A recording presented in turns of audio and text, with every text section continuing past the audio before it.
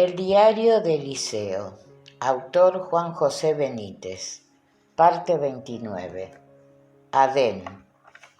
A lo largo de aquel mes asistí a conversaciones muy didácticas. En la ciudad de Hipos, en la costa oriental del mar de Tiberíades, el maestro habló sobre el perdón y pronunció una parábola memorable. Si un hombre de corazón tierno tiene 100 ovejas y una de ellas se pierde, ¿no dejará las 99 y saldrá a buscar a la extraviada?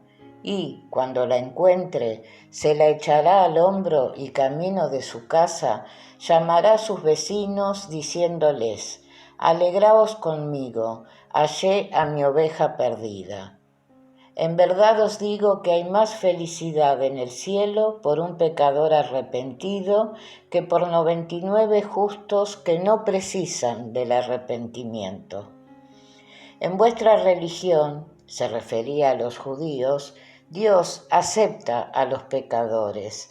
En el reino invisible y alado es el Padre Azul el que sale a los caminos para buscar a sus hijos antes de que ellos hayan pensado en arrepentirse. Y concluyó: el Padre Azul os ama y perdona vuestros pecados. En consecuencia, debéis aprender a perdonaros unos a otros. Supuse que se trataba de otra aproximación a la verdad. Él había dicho meses atrás que el hombre no puede ofender a la divinidad, aunque lo pretenda. Una mente finita, como la nuestra, no está capacitada para comprender y mucho menos para herir la infinitud del Padre Azul. En consecuencia, ¿cómo entender que Dios perdona nuestros pecados? No se trata de orgullo, se trata de sentido común. Debería ser el hombre el que tendría que pedir cuentas a ese Dios supuestamente misericordioso y amoroso. Y lo digo de corazón: ¿por qué permite que los niños mueran de hambre? ¿Por qué permite las guerras y la venta de armas? ¿Por qué permite la oscuridad mental y la existencia de los militares? En esos momentos recordé la lista de 100 preguntas a Dios, elaborada por mí en la cuna. No llegué a formular ni una sola. Pedro, a cargo de los evangelistas en Hipos, preguntó al rabí algo que ya le había planteado en otra oportunidad. «Maestro, ¿cuántas veces tengo que perdonar a mi hermano? ¿Quizás 7 veces?» Fue en la región de Kefar Semaj, al sureste del Sham, donde el Galileo respondió a la misma cuestión, planteada igualmente por Pedrito. En aquella ocasión, Jasón vio dibujar a Jesús en la arena negra y roja de la playa. Primero trazó el número 7 y comentó: «¿Sabés que el camino hacia el reino de mi Padre empieza justamente en el perdón?» Después dibujó la letra Yod, que representa el número 10, y continuó diciendo: «Ashin» simboliza la humildad. Ashin es la letra hebrea que resulta de multiplicar el 7 por el 10. En consecuencia, Pedro, prosiguió el Galileo, bebe en la humildad, en el 70, para ser capaz de perdonar. Jesús, en definitiva, gran cabalista, jugaba con los conceptos. El 7 es la letra Zain, que significa lo fecundo. La Yod, 10, es la unidad primordial, Abba, es decir, el benéfico Padre Azul. El resultado de multiplicar 7 por 10 es 70, la humildad.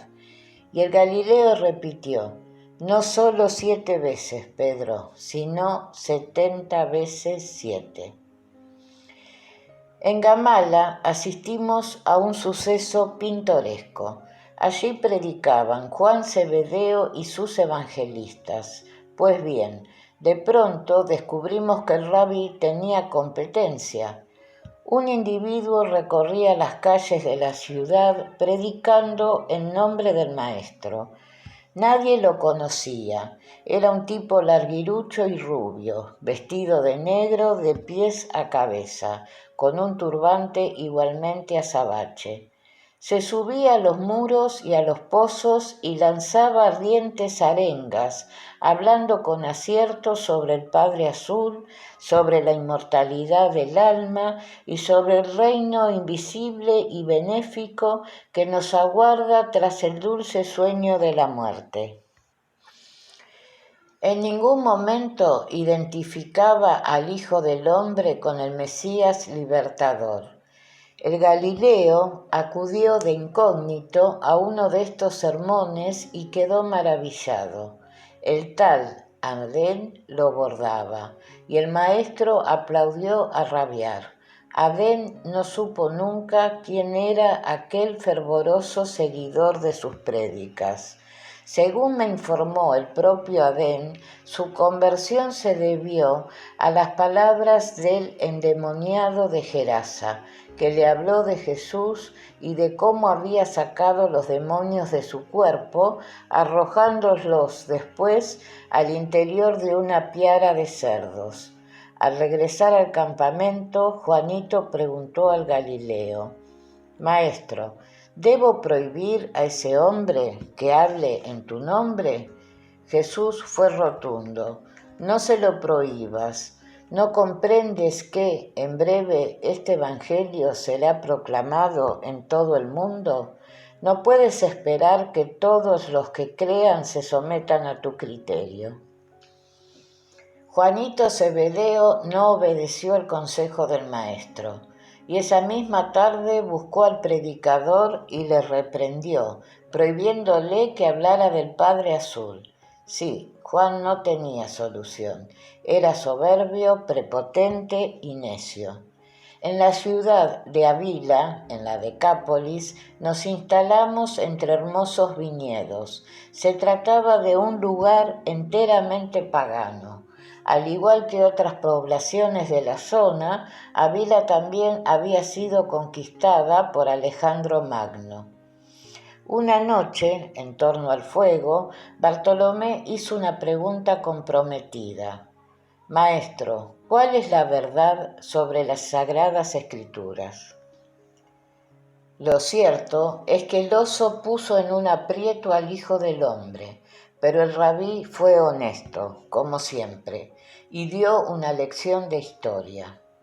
Cuando se hallaba en el destierro, en Babilonia, explicó el Galileo, el pueblo judío no tenía historia escrita. Los persas sí la tenían. ¿Y qué sucedió? Un personaje destacado, llamado Esdras, convocó a los ancianos del pueblo judío y decidieron escribir su historia. De eso hace 600 años.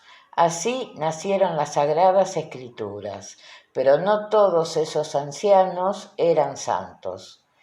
¿Qué quieres decir?, preguntó el oso. El Galileo sonrió con benevolencia y aclaró: las Sagradas Escrituras contienen verdades, pero también falsedades o simples deseos de los hombres que las escribieron. Los libros llamados santos no representan al Padre Azul. El oso, desconcertado, apuntó: ¿estás insinuando que las Sagradas Escrituras no son la palabra de Dios? No insinúo, afirmo. El Padre Azul no es Yahvé. Repito, esos textos fueron escritos por los hombres según su interés y las circunstancias, pero aún así ten la seguridad de que constituyen la mejor recopilación de sabiduría religiosa de ese momento. Y el maestro, valiente, fue más allá. Muchos de esos libros, querido Bartolomé, no fueron escritos por las personas que creéis, pero tampoco importa, eso no los hace menos luminosos. ¿Y qué me dices del diluvio? Terció el oso. ¿También fue un invento humano? Sí, otro invento. El Padre Azul nunca se arrepiente de lo que hace. ¿Por qué iba a arrepentirse de haber creado al ser humano? Eso dicen los libros santos, comentó Bartolomé con razón. No, hijo mío, eso lo dicen los hombres, no el Padre Azul. Pero Noé, el Galileo, no le permitió continuar. Esa historia del diluvio fue copiado de los persas. Ellos sufrieron una inundación de los ríos Tigris y Éufrates. No hubo tal diluvio universal. Leed el Código de Hammurabi. ¿Y qué me dices de Adán y Eva? El maestro movió la cabeza negativamente. Otra historia falsísima, resumió. La verdad fue más espectacular. Observó la cara de perplejidad del oso y remachó divertido. ¿Por qué en el Génesis se dice que Caín huyó a la tierra de Nod, al oriente del Edén? Si Adán y Eva fueron los primeros padres, ¿quién era Nod? Tenía razón, eso dice el Génesis 4,16. No había caído en la cuenta. Y Jonás y la ballena, prosiguió el oso incombustible. Jesús se limitó a mover la cabeza de nuevo y negativamente. ¿Y la serpiente? El rabí rió con ganas, y también los evangelistas que acompañaban a Bartolomé. No hubo ninguna serpiente, declaró el Hijo del Hombre. La verdad fue más interesante. Y nos dejó con la miel en los labios. ¿Qué pasó realmente con Adán y Eva? ¿Fue otra formidable mentira? Casi seguro. Celta, una de las mujeres evangelistas, alzó la mano y preguntó: Rabí, ¿cómo hubieran sido las sagradas escrituras si los autores hubieran sido mujeres? Las risas fueron generales, pero las evangelistas permanecieron serias. Celta hablaba con el corazón. Jesús solicitó calma y al hacerse el silencio afirmó: hubieran sido más luminosas y con menos falsedades. Las palabras del Galileo, acertadísimas, levantaron un murmullo de desaprobación entre los varones, y le tocó el turno a Yu. Maestro, ¿por qué no escribes tus enseñanzas? Muchas terminarán perdiéndose. Jesús miró al chino con dulzura. Él sabía que Yu lo escribía todo, y proclamó otra importante verdad. Si lo hiciera, si escribiera mis enseñanzas, cuando ya no esté, os dividirías, y aún así os enfrentaréis en grupos que dirán poseer la verdad. Pardiez, cuán cierto era, y en esos momentos recibí un pensamiento respecto a Yu que me inquietó, pero fue tan funesto que lo rechacé. Eso no es posible, me dije. En Edrei, otra bella ciudad helenizada, fuimos recibidos por Tomás y sus evangelistas. Jesús habló a los seguidores sobre algo que la primitiva iglesia y sus sucesores olvidarían muy pronto. No acudáis al miedo o a las amenazas para que vuestros hermanos descubran el reino invisible. Recordad lo que dije. He aquí que llego a la puerta y llamo. Si alguien me abre, entraré.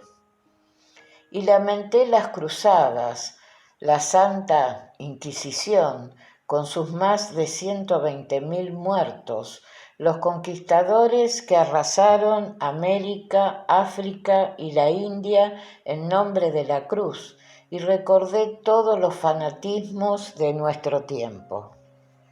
Los hombres, prosiguió Jesús con evidente cansancio, pelean en el nombre de Dios sin saber que el Padre Azul está en el interior de cada ser humano, sea rico o pobre, sabio o ignorante, hombre o mujer. En Gerasa, en la Decápolis, no confundir con la Gerasa de la orilla oriental del Sham, vivimos otros momentos deslumbrantes. Paseamos maravillados por sus calles empedradas. Disfrutamos con sus construcciones de mármol blanco, con los teatros, el hipódromo, los templos a Zeus y Artemisa, el gran foro y las tabernae, tiendas en las que vendían de todo. Jesús hizo y departió con Santiago Zebedeo y sus evangelistas. Una de las noches, en el campamento situado a las puertas de la amurallada ciudad, creo recordar que fue el martes 13 de septiembre del año 29 de nuestra era, surgió una conversación que me interesó vivamente. El maestro habló de sus otras muchas ovejas. Tengo otras ovejas, explicó ante la sorpresa general, que no son de este redil. Mis palabras, por tanto, no son únicamente para este mundo. Lo entendí de inmediato. Jesús, obviamente, se refería a otras civilizaciones no humanas, pero Santiago y los suyos no comprendieron. Era lógico. Ellos no podían imaginar que en el espacio hubiera vida inteligente. Y Santiago, confundido, preguntó: Maestro, ¿dónde están esas ovejas? ¿Quizás en Roma? El rabí negó con la cabeza. Estaba claro que resultaba muy difícil aproximarse a la verdad. Entonces alzó la vista hacia el firmamento y señaló las 8000 estrellas visibles. Pero tampoco entendieron, y prosiguió casi para sí. En el reino invisible y alado hay muchas moradas. Allí viven nuestros hermanos. Esas ovejas también conocen mi voz. Y yo he prometido al Padre Azul que todas esas ovejas serán conducidas a una misma hermandad espiritual. Uno de los jóvenes evangelistas se interesó. Rabí, ¿cuántas ovejas hay en tu reino? Y el maestro volvió a dibujar en la tierra. Con el dedo índice izquierdo trazó una palabra en hebreo, Ein Sof, infinito, es decir, sin fin. Y recordé los estudios secretos de los militares norteamericanos y de la NASA sobre la posibilidad de vida en el universo, o debería hablar de los 7 superuniversos, 7 billones de mundos habitados o habitables. ¿Es que hay más mundos como este?, terció Santiago. El discípulo utilizó la palabra Yahvé-Sa, tierra o mundo en arameo, aunque en aquel tiempo el concepto de esfericidad para la tierra no era compartido por la mayoría. Y Jesús repitió, Ein Sof. En aquella época la cosmogonía era muy limitada. Solo unos pocos tenían acceso a estudios más bien rudimentarios y equivocados. He aquí lo que creían astrónomos, matemáticos y filósofos. La Tierra, aseguraba Tales de Mileto en el siglo VI a.C., es un madero que flota en el agua. Anaxímenes, por su parte, pensaba que la tierra se sostenía milagrosamente en el aire. Fue Anaximandro de Mileto quien arriesgó algo más y afirmó que el mundo era el centro del universo. Después llegó Pitágoras y habló por primera vez de cosmos, orden en griego. El genial matemático aseguró que la Tierra era esférica. Fue la primera vez que se sepa que alguien afirmó semejante cosa. Para los pitagóricos, el universo era una enorme esfera con el polo norte en la Osa Mayor. Pues bien, la Tierra ocupaba el centro de ese universo. Filolao, siglo V a.C., escribió que la Tierra y el resto de los astros giraban alrededor de un fuego al que llamó trono de Zeus. Para Aristóteles, siglo IV a.C., la Tierra, en efecto, era una esfera, como aseguraba Pitágoras, y el Sol y las estrellas giraban a su alrededor. Arquímedes, en su obra Arenario, escrita en el 216 a.C., apoya la teoría de Aristarco de Samos. La Tierra y el resto de los astros giran alrededor del Sol. Aristarco llegó a insinuar que la Tierra era 7 veces menor que el Sol. Y el maestro prosiguió: y sabed que lucharé por las criaturas que viven en esas otras moradas. El Padre sabe que no abandonaré a mis ovejas. El Padre sabe que daría mi vida por ellas. Hizo una pausa, miró a los seguidores y comprendió. No comprendían, pero continuó con voz vibrante: y recordad, si doy mi vida por vosotros, la recuperaré de nuevo. Vosotros no podéis comprender lo que digo, pero os aseguro que yo recibí esa autoridad de Abba antes de que fuera este mundo.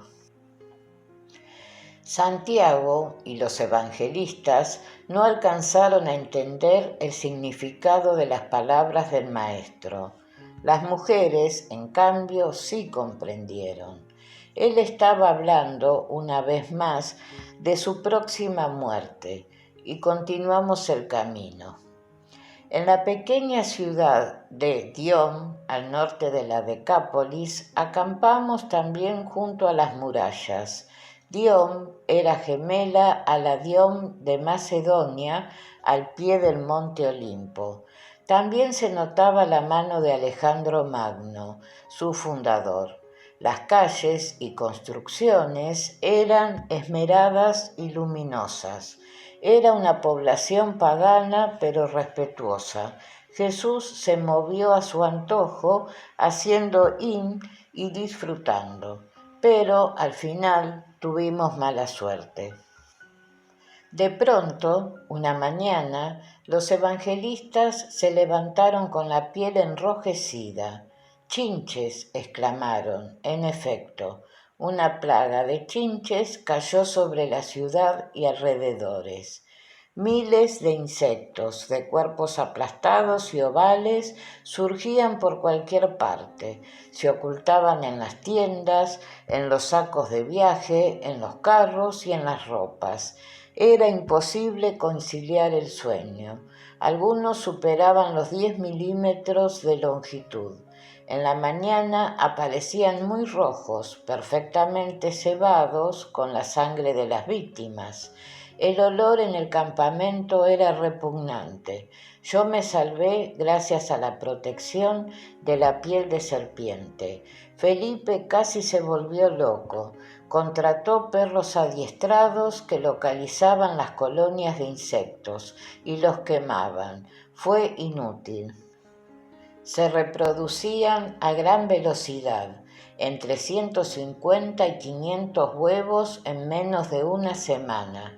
El intendente probó también a rociar a los evangelistas con orina de caballo y a frotarlos con ajenjo. El rabí se negó. A las pocas horas los cimes volvían al ataque. Era una batalla perdida y tuvimos que regresar a la gran pradera. La gente estaba de mal humor. Fue necesario quemar el reda, los sacos de viaje y las ropas. Conan por Felipe. El sábado 17 de septiembre del año 29, todos los discípulos habían regresado al campamento principal, en la citada Gran Pradera, el lugar de la multiplicación de los panes y los peces. El éxito en la Decápolis y la Perea había sido notable. La mayoría se sentía moderadamente feliz. Los paganos, una vez más, aceptaron la buena nueva con más entusiasmo que los judíos. Habían bautizado a cientos de personas y algunos de los íntimos hicieron nuevos planes. Juan Zebedeo y Pedro, eufóricos, hablaban de conquistar Roma. Nadie les prestó atención y Andrés anunció una semana de descanso. Los ánimos se templaron y el campamento quedó prácticamente vacío. Bajo los cipreses solo permanecimos Jesús, el oso, Tomás, el chino y yo. Este explorador aprovechó la oportunidad y viajó en solitario a la cala del Hombre Rojo. Ninguna novedad. Cuando extraje las piedras brillantes del saco de viaje, oh sorpresa, la luz había desaparecido. Eran piedras vulgares. No entendí nada. El viernes 23 de septiembre, al regresar a la Gran Pradera, encontré novedades. Los íntimos y los evangelistas estaban retornando.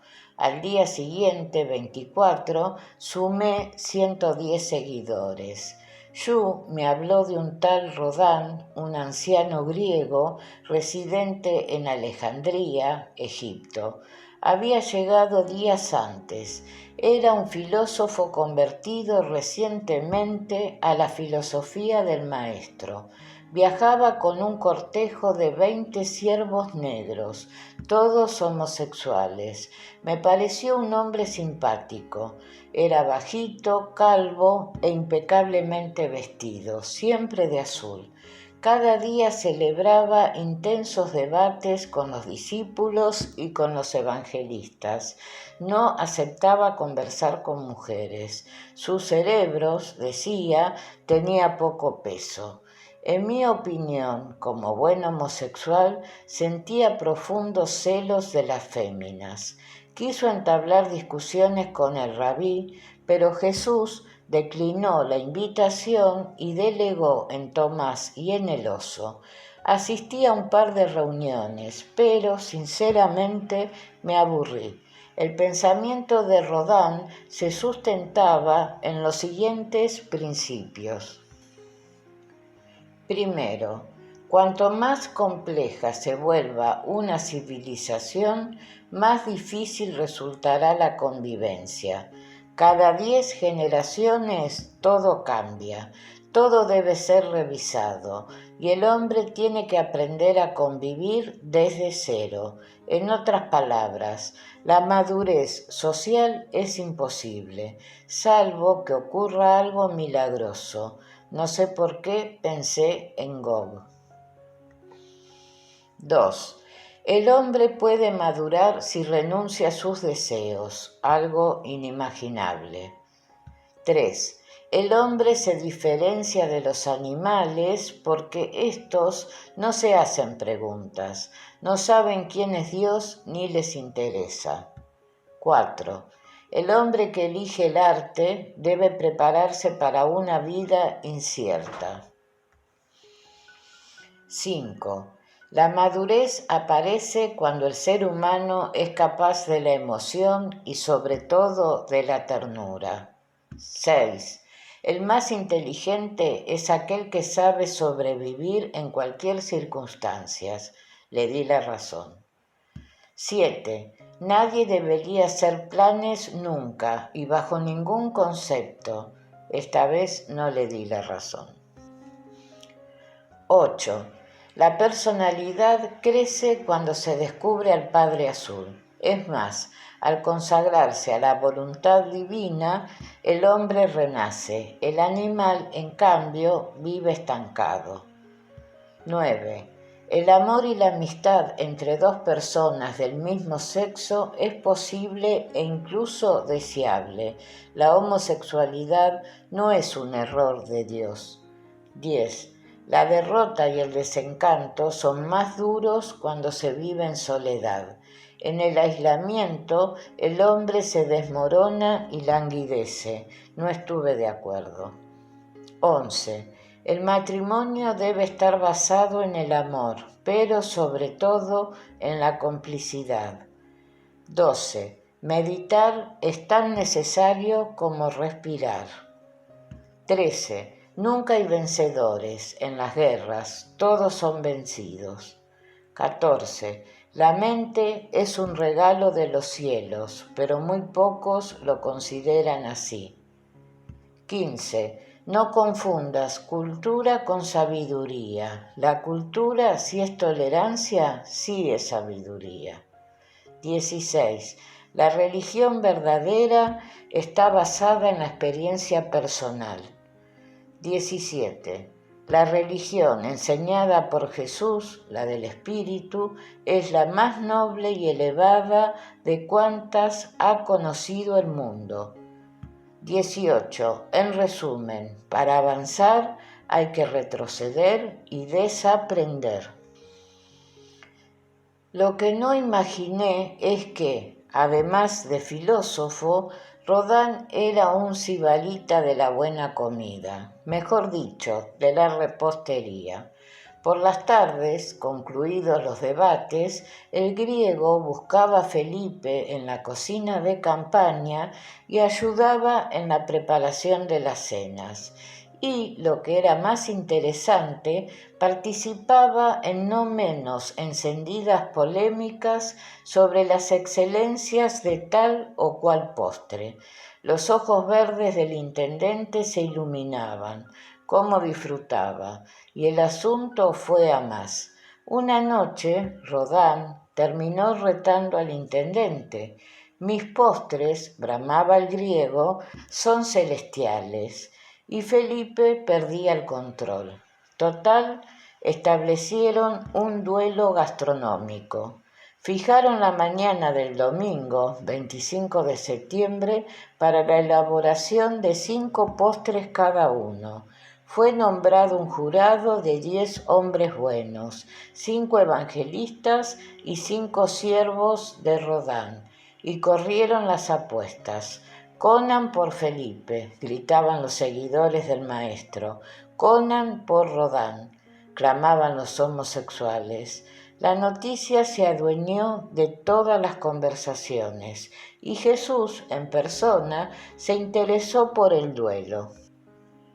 El Galileo, gran amante de la cocina, se tomó el asunto muy en serio y parlamentó con Felipe y los gemelos sobre las recetas a elegir.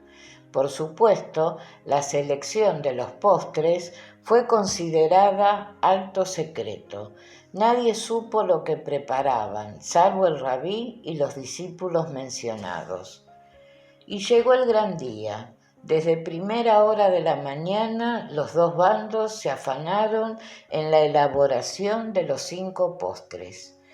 Del lado de los evangelistas, Felipe como cocinero jefe y el maestro y los Alfeo como ayudantes, Rodin contaba con sus sirvientes. Fueron dispuestas 2 cocinas con sus fogones y el jurado se sentó entre ambas, en una mesa central. Yu estaba nerviosísimo. El rabí, con un delantal negro y el cabello recogido en una cola, aguardaba con una escudilla en una mano y un cucharón en la otra. Parecía serio y concentrado. Felipe se comía las uñas. Y alguien tocó una campana, y el público empezó a jalear a unos y a otros. Cortaban, pelaban, molían, batían, freían. El maestro Felipe y los gemelos de Alfeo se multiplicaban, se gritaban, estaban en todas partes a la vez. Y lo mismo sucedía con Rodin y los suyos. Aquel frenesí se prolongó durante 2 horas y a la quinta, 11 de la mañana, volvió a sonar la campana y los postres fueron depositados en la mesa del jurado. El Galileo tenía harina hasta en las pestañas, pero se le notaba feliz. Y el público guardó silencio mientras los 10 hombres buenos probaban los platos. Rodin anunció que habían elaborado 5 modalidades de halawi, un postre típico egipcio, dátiles molidos hasta formar una pasta uniforme y media taza de semillas de sésamo, cardamomo, nueces trituradas, piñones y canela con cada plato respectivamente. Me pareció poco imaginativo. El halvay o jalabí se prestaba a otras manipulaciones más sabrosas. Felipe, por su parte, aclaró el gran secreto. Primer postre, tarta de mitzat, el melón dulce del lago Hule, sabiamente salpicado con pasas de Corinto. Segundo plato, barritas de queratia, el chocolate que extraían de las semillas del algarrobo. La queratia fue mezclada con huevos, leche y miel. Tercer postre, tarta de amapolas, una deliciosa combinación de miel, manzanas agrias peladas sin corazón, limón, mantequilla, huevos y nata batidos y por supuesto semillas de amapolas. Cuarto, tarta de manzana con jugo de limón y sal. Y último postre, buñuelos rellenos de coco, almendras, mantequilla, miel y especias. Lo llamaban baklava o algo así. Felipe lo había aprendido en la gira por Fenicia.